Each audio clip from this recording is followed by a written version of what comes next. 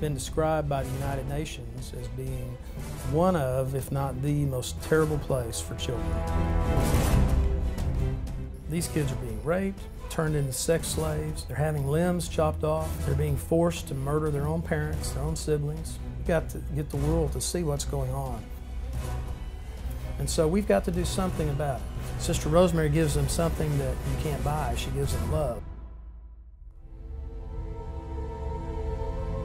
This girl said she was abducted only when she was 10 years old.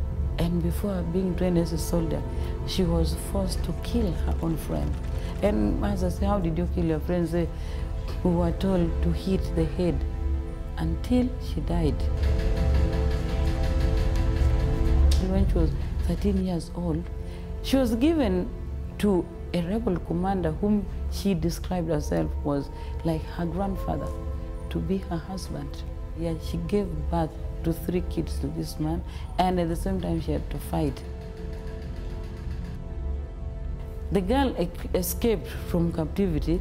Coming home, she found nobody, no parents. She found her mother was killed by the LRA, and there was nobody she could fall back on. And now she's forced to be a mother of 3 kids, and she had to be on her own. So we've got to get the world to see what's going on, to see that it's outrageous, and to see that something's got to be done to stop it. Sister Rosemary has a school in Gulu, that's in the northern part of Uganda, and that's where the worst of this conflict exists, to provide them with a place to stay that is safe, and to provide them with a way of earning a living. Reggie Whitten had met Sister Rosemary a few years ago, and when he talked about going over there and helping her, it was very simple. Let's get some athletes together with Adrian Peterson, Tommy Harris, Roy Williams, and Mark Clayton.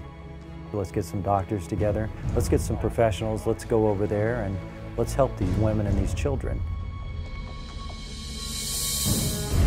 You'll go places where there are hundreds of thousands of people sharing 1 or 2 water wells. Water is vital for these people, and to be able to dig the water wells and show people how to dig the water wells, so as they left, people knew there was a business there to dig more water wells. We wouldn't be here if it wasn't for Pros for Africa. You guys sparked a whole flurry of well drilling all throughout this region. There's going to be clean water because of what you guys are being deliberate in doing. We gave out flour and beans, and you could have sworn that we're giving deeds to houses out there. As me and Adrian Peterson began to pour all the rice and the beans and the flours and all those things into the bags of the people, they only had 1 bag for flour, 1 bag for beans. And as beans began to hit the ground, they would kneel down and pick up the spare things. It was a big eye-opener for me. We saw lots of malaria, lots of infections, ear infections, eye infections, and gastrointestinal infections as well. We saw in excess of 600 patients over the 2.5 days, and we only had 4 doctors. Every time we looked out to see how many more patients we had, the benches were full. This impacts the whole community politically, financially, and socially in lots of other areas as well. But it's a matter of what can we do in our small part to make the world a better place. Bye-bye. Thank you for what you have done. Just meeting these girls face to face, the first thing I wanted to do was put a smile on their face. It was amazing to see these guys interact with the kids over there. And give these kids something to laugh about, and give them some hope, because how do you live without hope? Coming in brings a smile to a face of a child, of a woman, of a man who has probably never smiled for weeks. Pros for Africa is just an example of professional athletes, professionals in any category getting up off the couch and doing something with their lives, doing more. Not just enough, we're doing more. I think we have a great group of professionals that could come together and really impact multiple different facets of need for that population. They're taking their networks, they're taking their experience and saying, what's the mission? Well, the mission is northern Uganda.